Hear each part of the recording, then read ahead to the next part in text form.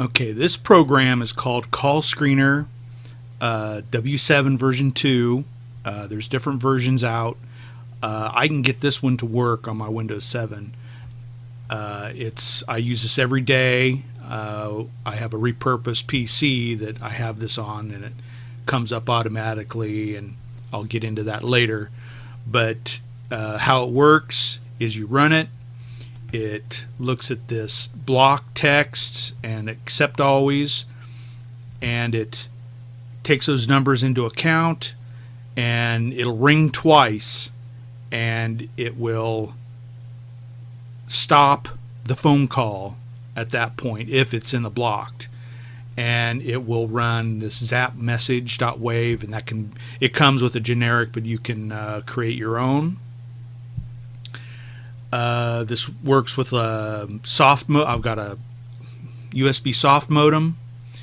I've had it working before with just a regular old modem, card modem, PCI connection. It's a simple interface. Let me see what else about it. It keeps a record of your recent calls, and it'll have the date, time, the caller ID, and if it was accepted or blocked. And of course, you have on your phone, you have to have the caller ID feature with your phone company before, so this works. Otherwise, this program won't be able to gather the number from the caller ID service, and it won't work. Or it will. I don't think it'll work at all if you don't have the caller ID. So here's the interface. You can make a batch file with nircmd and just have this to start. When you run it, you can tell nircmd to send keystrokes to get this started, just the enter key, and then minimize. There's minimizeall program. There's system scheduler that can do it, but I usually just have it come up with my computer, and it's all automated, and I can get into that in another video with nircmd. Look into it. It pauses things to run and runs certain types certain keys, key combinations with Alt and Control and a key. That's how I get this to start automatically. This right here is block text. It's a text file, and it has all the information you need to, once it gets going, to get it the way you want it. This is great because it'll show you all the different types of number and different ways you can put in a number. So it's pretty reliable. It has a feature that you can have, and I mentioned the zap message wave is a generic for every any block call, but to override that with a personal message, you could have something like this. For each number, you could have its own individual wave file, as seen right here, and that can say anything. And what that'll do is that'll go through the modem, and then that's the person will hear it on the other line, whatever it is. And I choose to use Natural Voice. That's a website. You can just type in the text, and there's plenty of different voices, but it will speak your words through text to make your own message. You can just copy right through the stereo mix, and don't even have to use your own voice. So in the block text, you can just have the full number. You can have just put 800 or 888, just like this, and anything that triggers this, so any 800 number will be blocked. I've had this work. I've had it blocked numbers, and it works great. Sends the message how I want it. I couldn't be happier with this program. I know there's others out there like Phone Tray, but it doesn't. It has a sunset on it, but this one's free. It also has an accept always, and you can put in numbers. You know, basically I use it just to have a second place. I have my numbers, but any phone call that isn't in the block text, any phone number, you know, if it doesn't know or have it written down, it'll accept every single call. So basically the most important text file you need to fill out is the block.txt, and that's the only way you're going to get the program to block a number. So it just rings twice and decides, okay, if this is a block phone number or whatever, and either blocks it or accepts it. I think that's it. It's a great program. I use it every day. It's great for a repurposed PC. I have a repurposed PC to record radio shows automatically, and while it's doing that, it screens my calls. So that's it for call screener.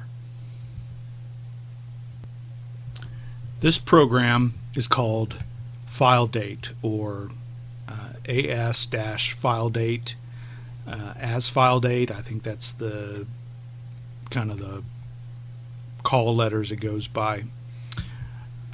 What this does is it sets the date and time for created, modified, and used, the dates on files and directories, I do believe.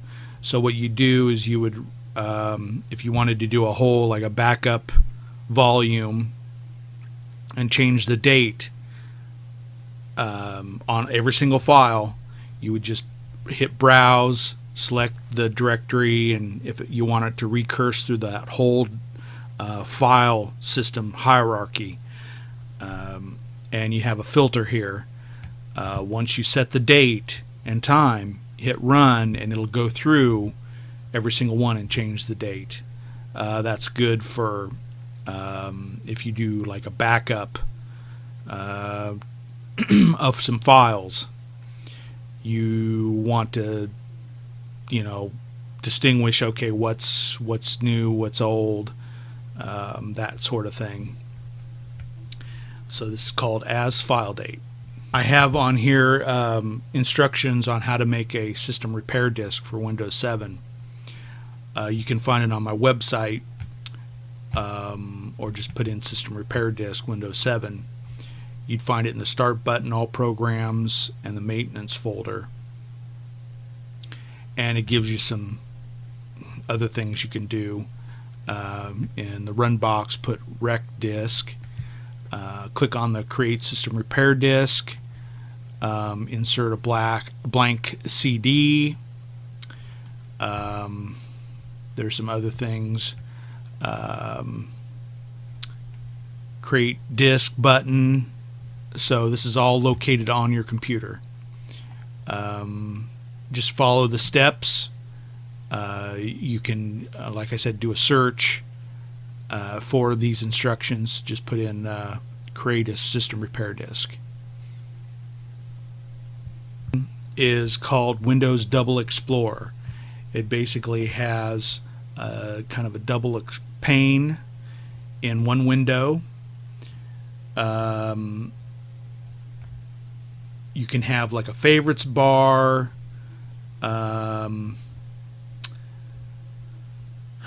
It just shows an Explorer window here. You can copy, drag and drop files to copy from pane to pane. It is a little buggy, but it does have some nice features, and it doesn't really mess up too much. That's it for they don't. I don't think they've really upgraded this version. You know, they're not keeping up on it.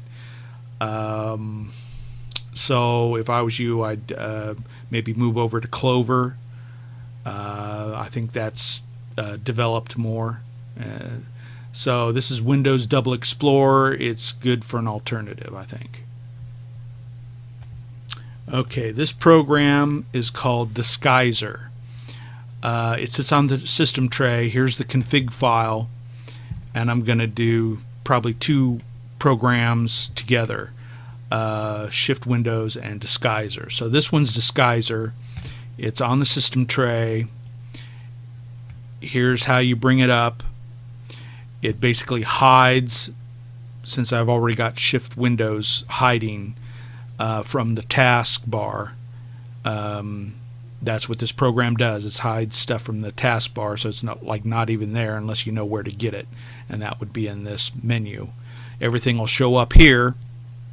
If you want it back, you just hit Show All Windows, or I can just click this and it'll show itself on the task tray. Okay. The config file is I don't know if that's going to be real easy for you to do, but it's something. There's Win Hider too you might look into. So this is Disguiser.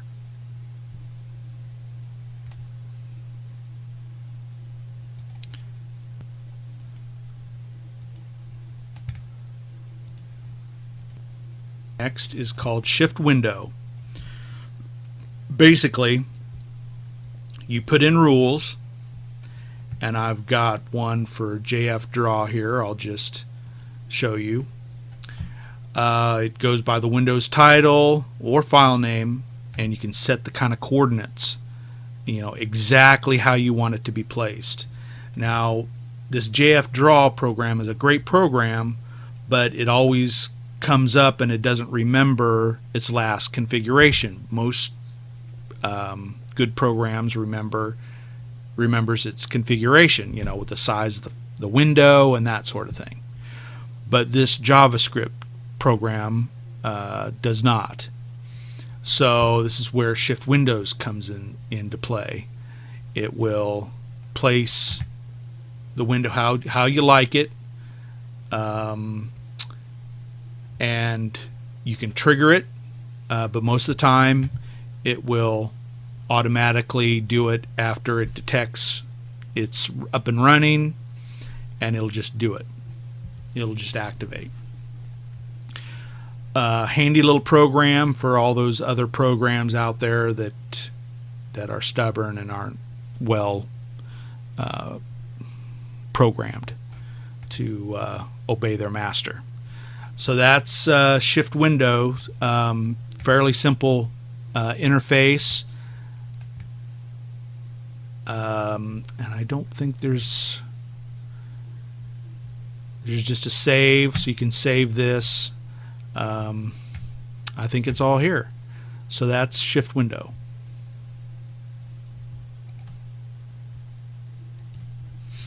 Okay, this next program, let me wait till this gets over here. Okay, it's called Sidebar, and when your mouse goes to either the right or left, I have it going to the left here, it'll come up this sidebar. You can add groups, which I did, notepads and databases. You just add new item, you hit the plus sign and just add it in there. It's a XML, so you can kind of rearrange some of these things to come up how you want. You can rename, I think with a right click you can rename what it's called, delete, that sort of thing. Kind of handy thing to have if you've got a window up and you just want access to your favorite files, utility files like an Explorer or something like that.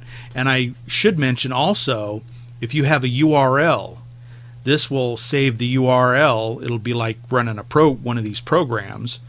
The URL will be on here, and it will run your browser with that URL. So you can put URLs in here, not just programs to run. A handy little thing. I've been looking for one of these sidebars for a long time, and kind of found what, I mean, it still needs some work, but this is the only one I found that I really like. This is what I'm looking for. I wish that you could make like internet files, just make certain boxes expand as their normal state, so I don't have to, you know, go over it and click it every time. I can just have it always in the pop open, so I can see it. That's the only drawback to this program. So that's sidebar. Okay, this program is called deskwin. It sits on the system tray, but it also has like a little drop box here, and you can have access to different screens, virtual screens. Right now I don't have anything on any of them, but if you were to click on this side, you could have a whole series of open windows or one window, however you want, on here, and then work if you need more space, or if you want to go to a different program, instead of, you know, minimizing it and all that noise, you would just click this. It would go to another screen with however you wanted to set that screen up, whatever windows you wanted it to have up, and very nice program for doing a lot of different tasks. So that is deskwin. Okay, Notepad 2. One of the top 2 notepads I've ever come across. It's got a long line marker. It's got a select bar or area right here where you can just select a whole bunch of text, and if you want to move, you can just highlight, drag it to where you want it, and it'll place the text there. I think there's also a square select too, and I think you have to push a couple key combinations, but it'll just select a square portion. But the settings are pretty simple. It'll save settings. You can have different toolbars, word wrap, all the different things. Set the font. What I like here is it has convert to uppercase, lowercase, duplicate lines, column wrap, where it would keep it to, you know, however many characters, and it would wrap the text around.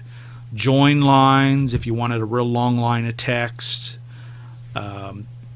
Very handy to have. This is one of my best notepads I've come across. So that's Notepad 2. It's constantly being developed, and there's the website, Flows Freeware. Great program. Okay, another great program. I think this has got to be the best. Notepad++. A lot of different add-ons you can have. Let me see. It's got plugins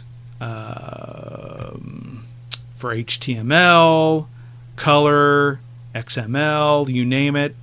A lot of different text effects, adding the date, converting characters,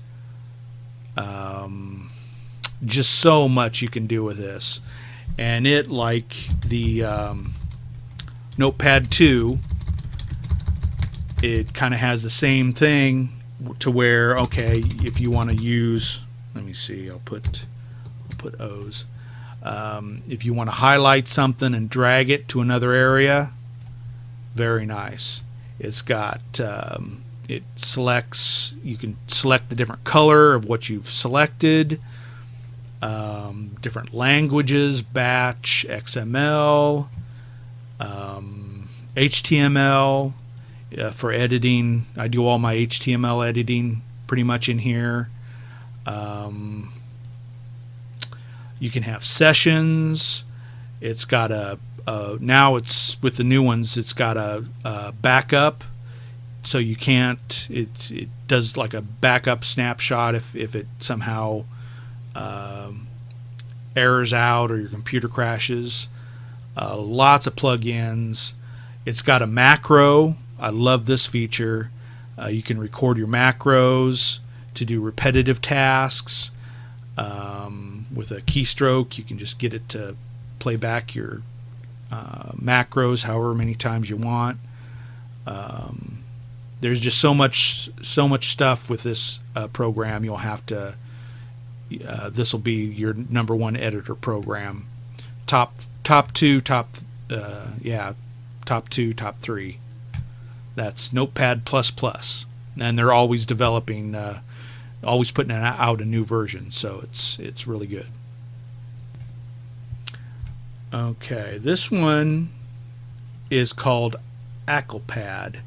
As you can see, it had a Explorer, so you don't have to open up Explorer to get your files.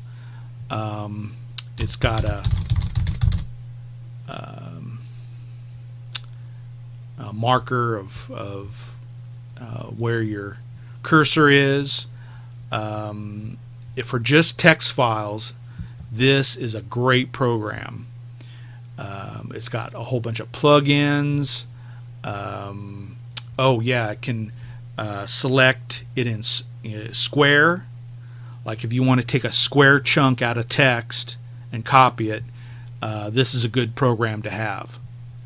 Little system status tray here. Very good. This is top 3 of text editors, I think, out there. That's akelpad, and it's always updating. Okay, this program is called contactsheet.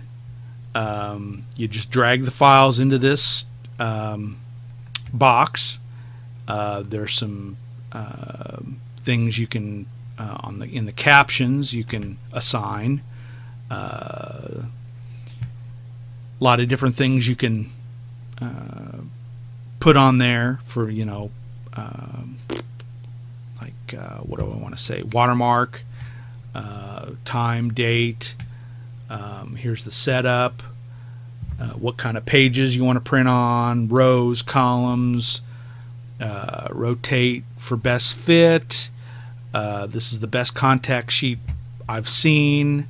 I think HP had PhotoSmart, oh geez, I bet it's about 10 years ago. They kind of abandoned it.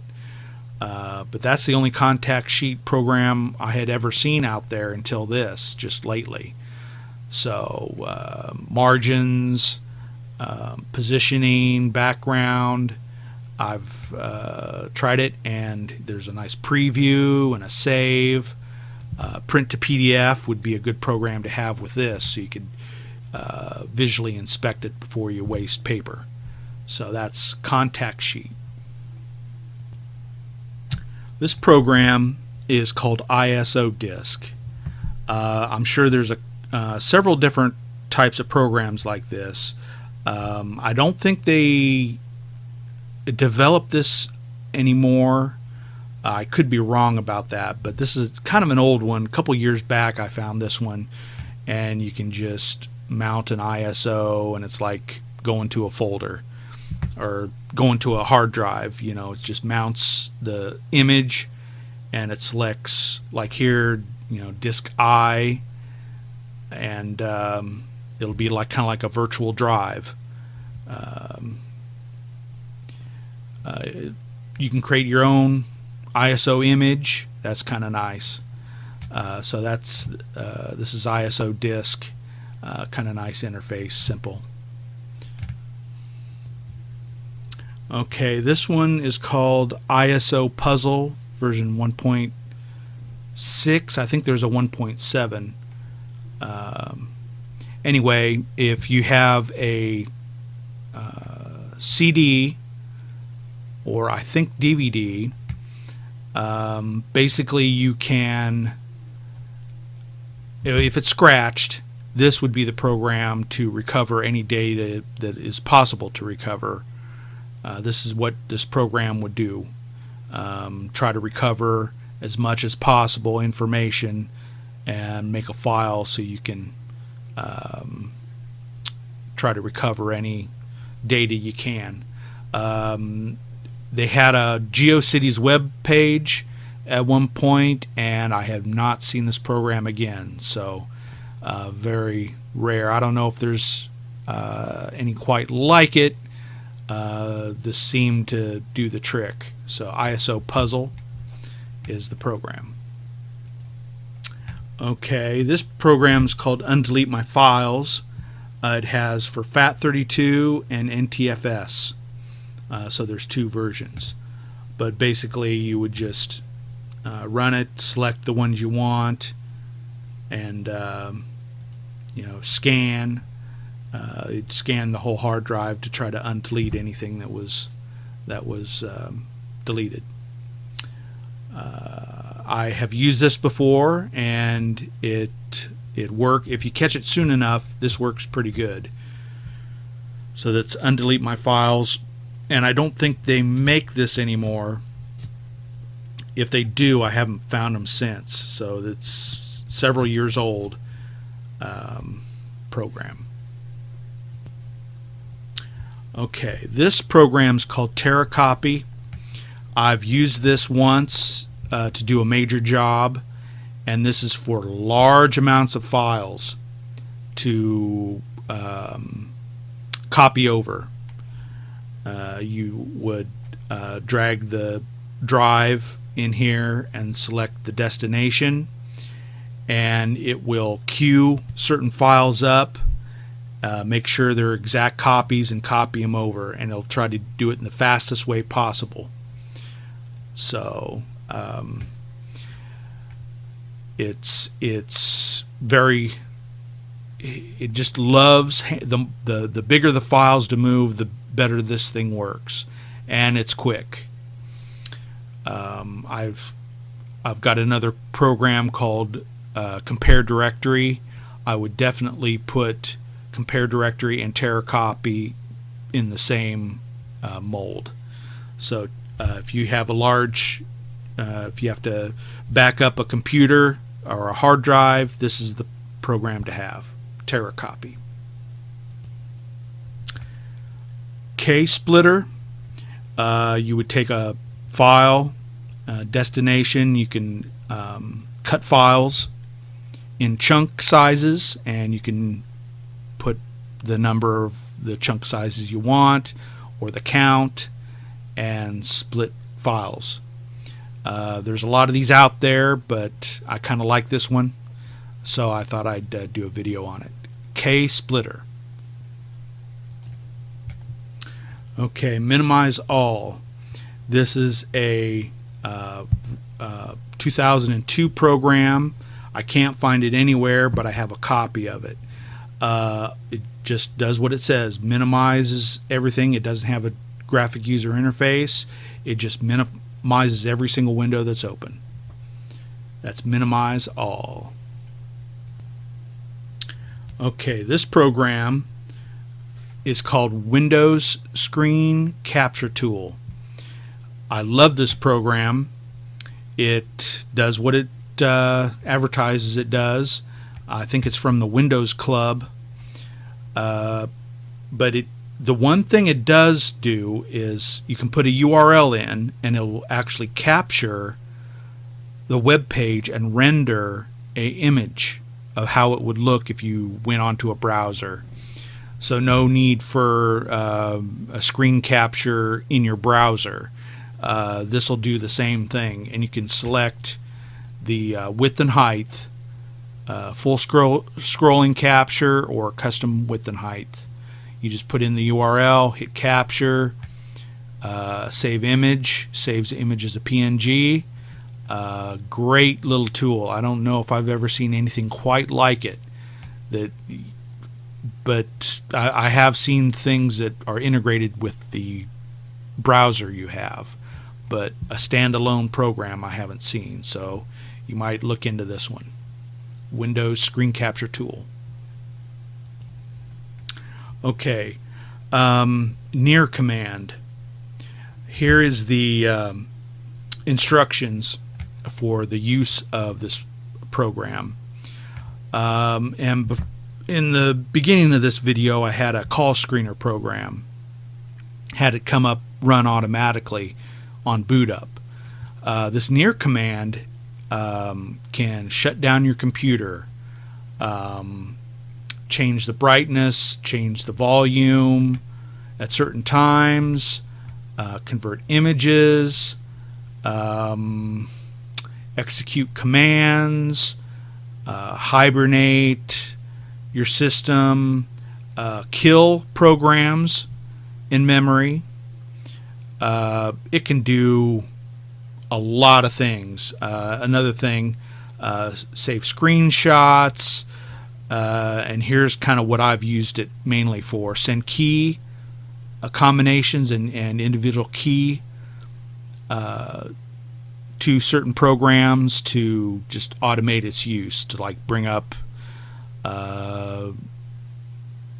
Microsoft Excel, have it bring up a file, do some actions, all with the key commands and pauses, and there's a wait command that you have to use a lot of times to wait for a process to do its business. But you can pretty much automate anything with this thing. Sets the I said set volume. Just this whole list. It's pretty impressive.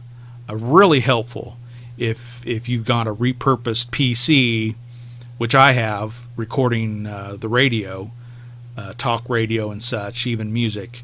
But it can automate, especially with XP, just change what's recording from the sound to the mic, or line in to the mic automatically, to calling the call screener up and getting that running, minimizing everything, deleting files, and with system scheduler programs, you can do this at any time throughout the day. Change registry values. This thing can do a lot. So if you're looking for some automation, I would definitely look into nircmd. It's made by Nearsoft, and I'm not sure. I think that's nearsoft.com, or just put in Nearsoft in your search.